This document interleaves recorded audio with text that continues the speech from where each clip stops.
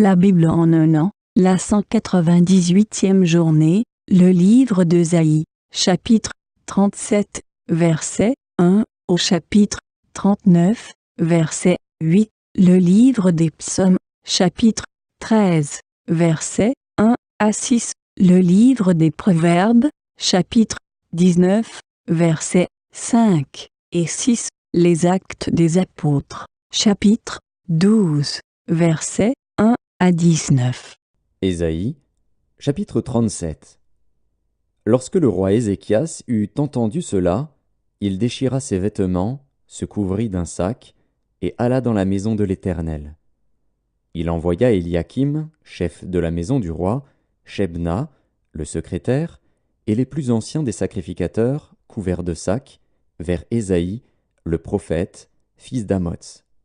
Et ils lui dirent, « Ainsi parle Ézéchias, ce jour est un jour d'angoisse, de châtiment et d'opprobre, car les enfants sont près de sortir du sein maternel, et il n'y a point de force pour l'enfantement.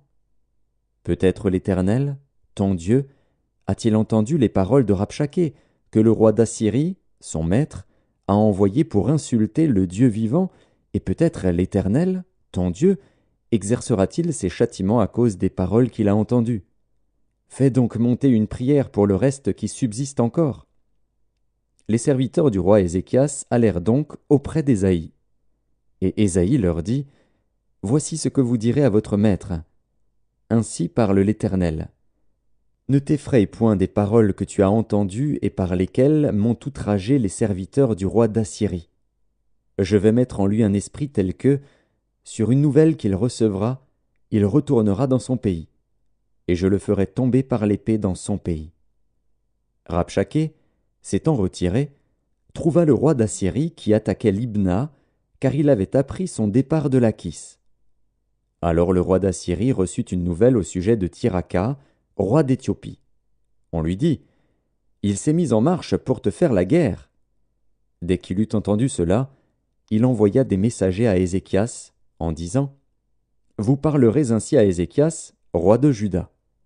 Que ton Dieu, auquel tu te confies, ne t'abuse point en disant, « Jérusalem ne sera pas livrée entre les mains du roi d'Assyrie. » Voici, tu as appris ce qu'ont fait les rois d'Assyrie à tous les pays, et comment ils les ont détruits. Et toi, tu serais délivré?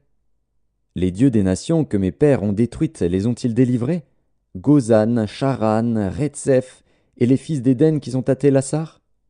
Où sont le roi de Hamath, le roi d'Arpad, et le roi de la ville de Sepharvaïm, d'Ena et d'Ivva? Ézéchias prit la lettre de la main des messagers et la lut.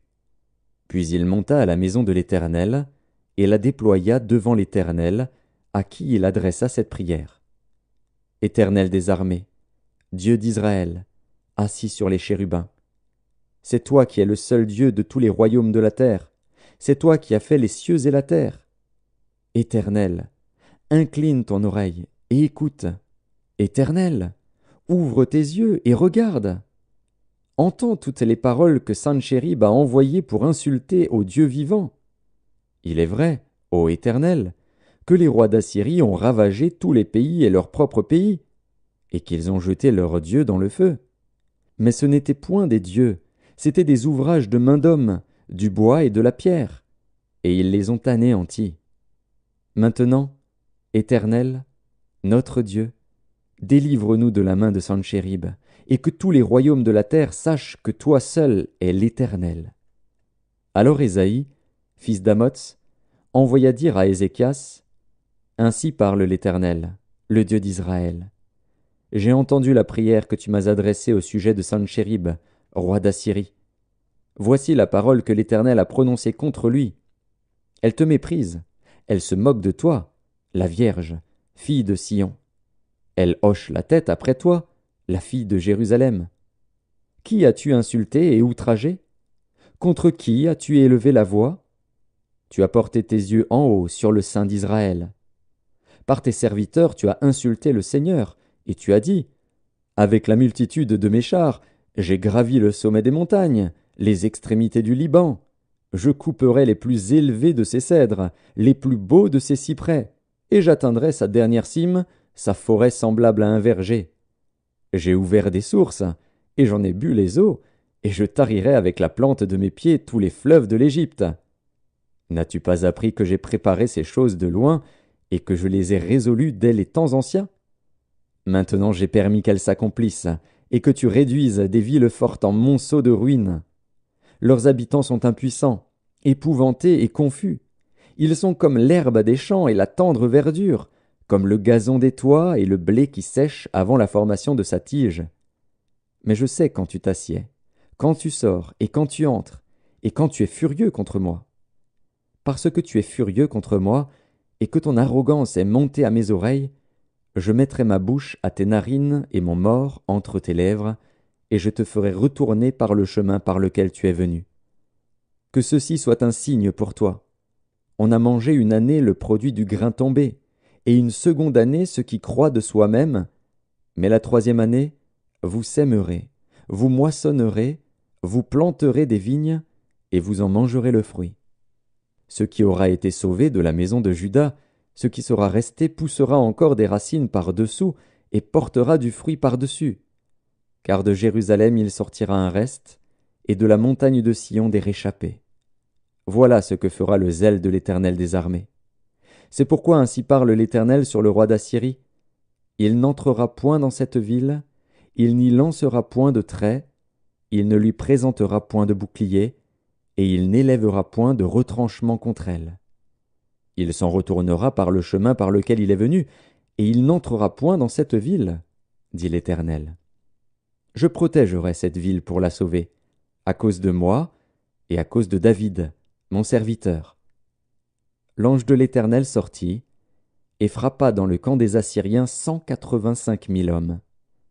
Et quand on se leva le matin, voici, c'étaient tous des corps morts. Alors Sanchérib, roi d'Assyrie, leva son camp, partit et s'en retourna, et il resta à Ninive. Or, comme il était prosterné dans la maison de Nisroch, son dieu, Adramélec et Charetzer, ses fils, le frappèrent par l'épée et s'enfuirent au pays d'Ararat. Et Ésarhaddon, son fils, régna à sa place. Ésaïe, chapitre 38. En ce temps-là, Ézéchias fut malade à la mort. Le prophète Ésaïe, fils d'Amots, vint auprès de lui et lui dit : Ainsi parle l'Éternel, donne tes ordres à ta maison, car tu vas mourir, et tu ne vivras plus. Ézéchias tourna son visage contre le mur et fit cette prière à l'Éternel. Ô Éternel, souviens-toi que j'ai marché devant ta face avec fidélité et intégrité de cœur, et que j'ai fait ce qui est bien à tes yeux. Et Ézéchias répandit d'abondantes larmes. Puis la parole de l'Éternel fut adressée à Ésaïe en ces mots : Va, et dis à Ézéchias : Ainsi parle l'Éternel, le Dieu de David, ton père. J'ai entendu ta prière, j'ai vu tes larmes. Voici, j'ajouterai à tes jours 15 années. Je te délivrerai, toi et cette ville, de la main du roi d'Assyrie. Je protégerai cette ville. Et voici, de la part de l'Éternel, le signe auquel tu connaîtras que l'Éternel accomplira la parole qu'il a prononcée. Je ferai reculer de 10 degrés en arrière, avec le soleil, l'ombre des degrés qui est descendue sur les degrés d'Akaz. Et le soleil recula de 10 degrés sur les degrés où il était descendu. Cantique d'Ézéchias, roi de Juda, sur sa maladie et sur son rétablissement. Je disais : Quand mes jours sont en repos, je dois m'en aller aux portes du séjour des morts. Je suis privé du reste de mes années. Je disais : Je ne verrai plus l'Éternel sur la terre des vivants. Je ne verrai plus aucun homme parmi les habitants du monde. Ma demeure est enlevée et transportée loin de moi, comme une tente de berger. Je sens le fil de ma vie coupé comme par un tisserand qui me retrancherait de sa trame. Du jour à la nuit, tu m'auras achevé. Je me suis contenu jusqu'au matin. Comme un lion, il brisait tous mes os. Du jour à la nuit, tu m'auras achevé. Je poussais des cris comme une hirondelle en voltigeant. je gémissais comme la colombe. Mes yeux s'élevaient languissants vers le ciel.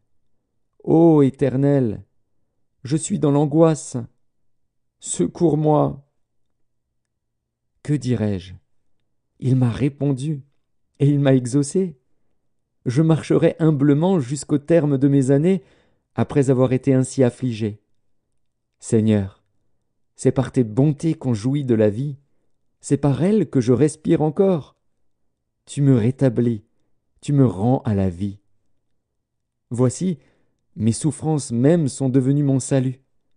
Tu as pris plaisir à retirer mon âme de la fosse du néant, car tu as jeté derrière toi tous mes péchés. Ce n'est pas le séjour des morts qui te loue, ce n'est pas la mort qui te célèbre. Ceux qui sont descendus dans la fosse n'espèrent plus en ta fidélité. Le vivant, c'est celui-là qui te loue, comme moi aujourd'hui. Le Père fait connaître à ses enfants ta fidélité. L'Éternel m'a sauvé. Nous ferons résonner les cordes de nos instruments tous les jours de notre vie, dans la maison de l'Éternel. Ésaïe avait dit qu'on apporte une masse de figues et qu'on les étende sur l'ulcère. Et Ézéchias vivra. Et Ézéchias avait dit, « À quel signe connaîtrai-je que je monterai à la maison de l'Éternel » Ésaïe, chapitre 39. En ce même temps, Mérodach Baladan, fils de Baladan, roi de Babylone, envoya une lettre et un présent à Ézéchias, parce qu'il avait appris sa maladie et son rétablissement. Ézéchias en eut de la joie, et il montra aux envoyés le lieu où étaient ces choses de prix, l'argent et l'or, les aromates et l'huile précieuse, tout son arsenal, et tout ce qui se trouvait dans ses trésors. Il n'y eut rien qu'Ézéchias ne leur fit voir dans sa maison et dans tous ses domaines.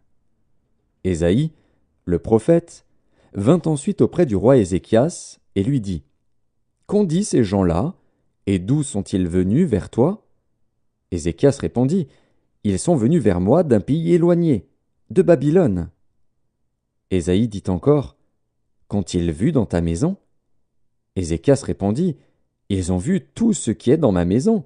Il n'y a rien dans mes trésors que je ne leur ai fait voir. » Alors Ésaïe dit à Ézéchias, « Écoute la parole de l'Éternel des armées. Voici, les temps viendront où l'on emportera à Babylone tout ce qui est dans ta maison et ce que tes pères ont amassé jusqu'à ce jour. Il n'en restera rien, dit l'Éternel.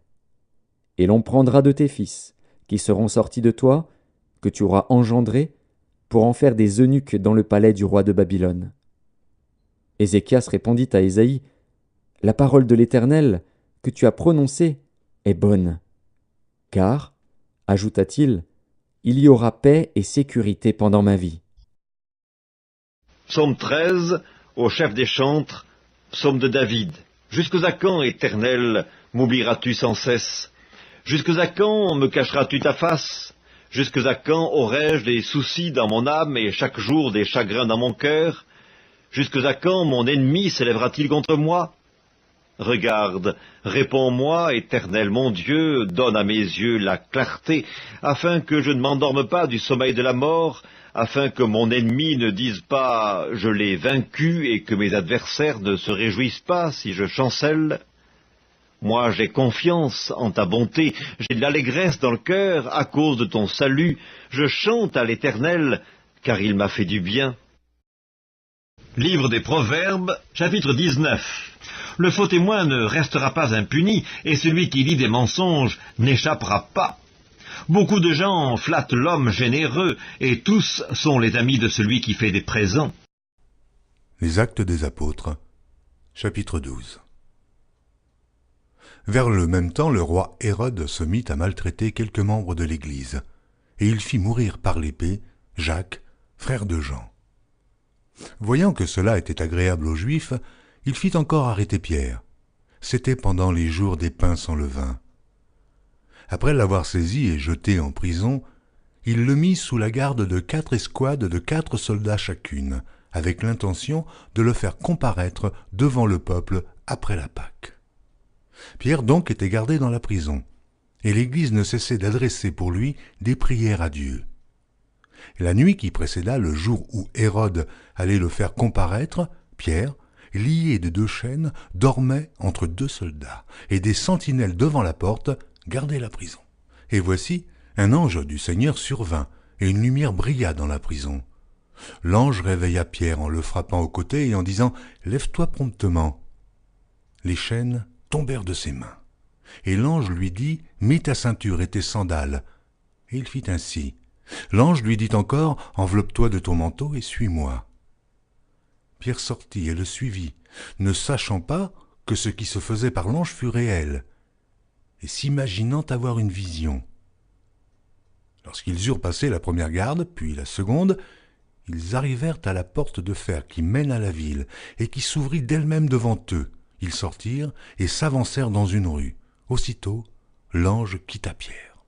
Revenu à lui-même, Pierre dit « Je vois maintenant d'une manière certaine que le Seigneur a envoyé son ange, et qu'il m'a délivré de la main d'Hérode et de tout ce que le peuple juif attendait. » Après avoir réfléchi, il se dirigea vers la maison de Marie, mère de Jean, surnommée Marc, où beaucoup de personnes étaient réunies et priaient. Il frappa à la porte du vestibule et une servante nommée Rhode s'approcha pour écouter. Elle reconnut la voix de Pierre et, dans sa joie, au lieu d'ouvrir, elle courut annoncer que Pierre était devant la porte. Ils lui dirent « Mais tu es folle !» Mais elle affirma que la chose était ainsi. Et ils dirent « C'est son ange ». Cependant, Pierre continuait à frapper. Ils ouvrirent et furent étonnés de le voir. Pierre, leur ayant de la main fait signe de se taire, leur raconta comment le Seigneur l'avait tiré de la prison, et il dit « Annoncez-le à Jacques et aux frères. » Puis il sortit et s'en alla dans un autre lieu. Quand il fit jour, les soldats furent dans une grande agitation pour savoir ce que Pierre était devenu. Hérode, s'étant mis à sa recherche et ne l'ayant pas trouvé, interrogea les gardes et donna l'ordre de les mener au supplice. Ensuite, il descendit de la Judée à Césarée pour y séjourner.